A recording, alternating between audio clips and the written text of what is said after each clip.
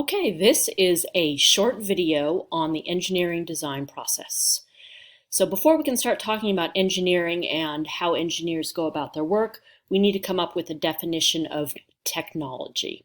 So technology in a very broad sense is any product or process that serves our needs. So computer programs are obviously technology. A computer program is a product that serves our need. A coding language is a technology because that provides a process that serves our needs. Electron microscopes would be a product that's an example of technology. Genetically engineered food is a technology, and of course, smartphones are examples of technology. So engineers use science to design new technology. And this is where the intersection happens between what engineers do and what scientists do.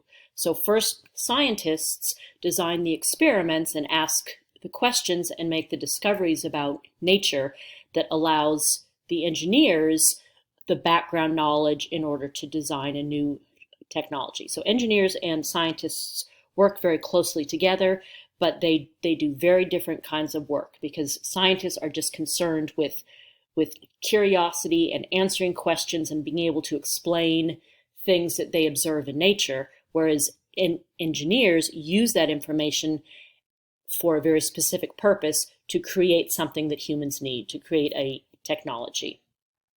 And just like scientists use the scientific method to go about asking questions and answering questions with hypotheses, engineers use something called the engineering design process to design new technologies. And just like the scientific method, it has a number of steps that we're going to go through right now.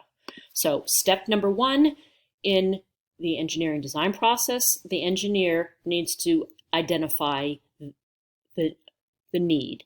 And again, all technology must serve a human or societal need. So the engineer goes about identifying what the problem is or what the need is, and then goes about trying to solve that problem. And very oftentimes the engineer is not working completely from scratch on a new problem or on a new technology, but rather they're building on what already exists, trying to make it better. So they might work on a car seat that isn't safe, or they might work on designing a cell phone that's better at being able to see the screen in bright sunlight, or might be involved in designing a better technology that helps a war veteran walk. So there always has to be a need, a problem that is to be solved, and that's the first step, to identify what that need is.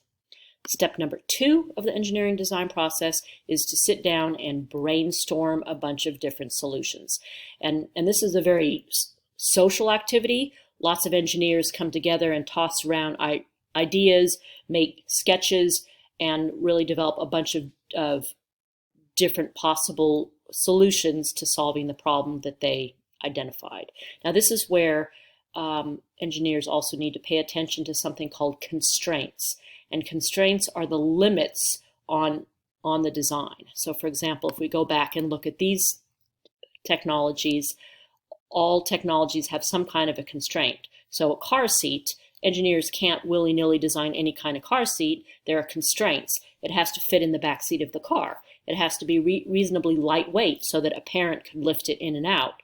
It has to be padded and fit the size of a small child, right? So those are all the constraints to the design process. So they are the limits that the engineer has to work with.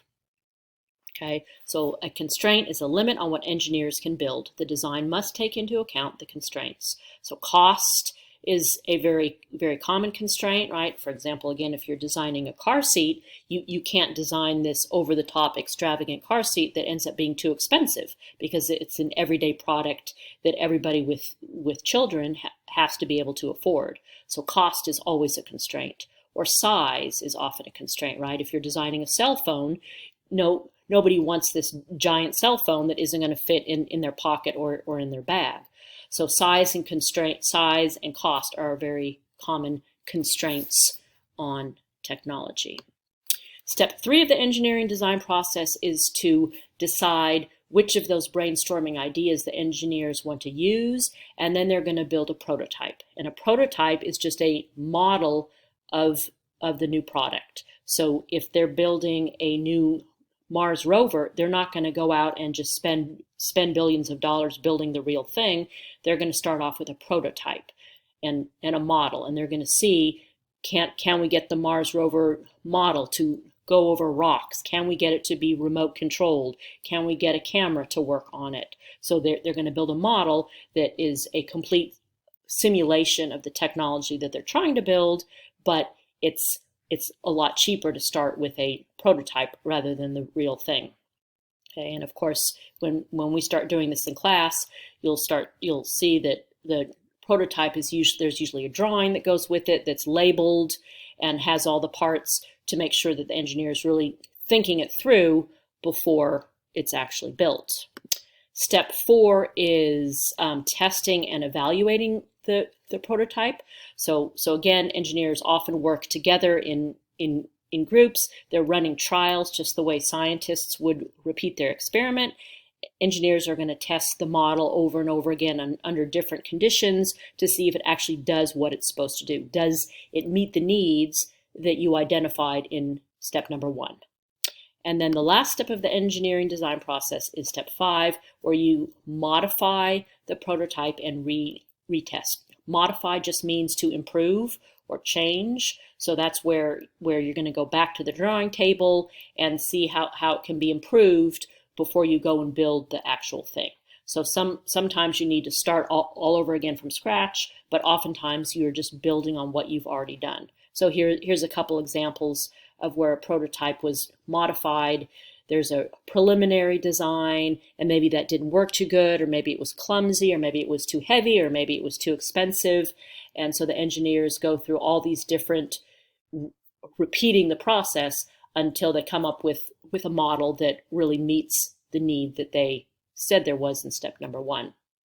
Or here's an example of, these are Google glasses. Back before Google glasses existed, these were all the prototypes that Google came up with to meet the need that they had in developing Google glasses. So those are the 5 steps in the engineering design process.